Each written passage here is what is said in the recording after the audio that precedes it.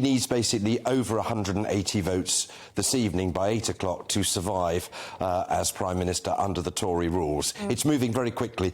Good on Graham Brady, very wise head, who's seeking to make sure that the opportunity for caballing and groups plotting is reduced to just literally a few hours. He's moved very, very fast, but it's quite clear that if there were 54 names at least when he communicated this information to the Prime Minister yesterday, there's probably quite a lot more than that. So the big question is, has Boris Johnson got the opportunity of winning a majority? Just one suffices, but let's be honest, if there are a large number of Tory MPs voting against Boris, this doesn't altogether mean that he's safe all the way to the next general election in 2.5 years' time. Remember, Theresa May got a substantial majority 3 years ago and was gone within 7 months.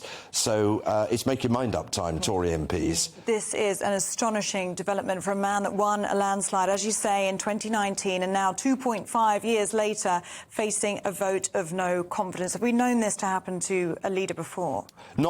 Not somebody who had an overwhelming majority. The last time this happened was to Margaret Thatcher, but that was after 3 general election victories and 11.5 years in power. The poll tax was what energised my generation of Tory MPs, and she still won the ballot.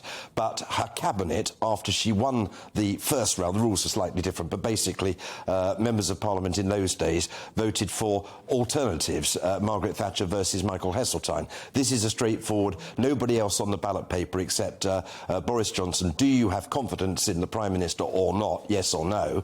And we go back to Margaret Thatcher's time when something as dramatic as this has happened to a Prime Minister who was elected by the people.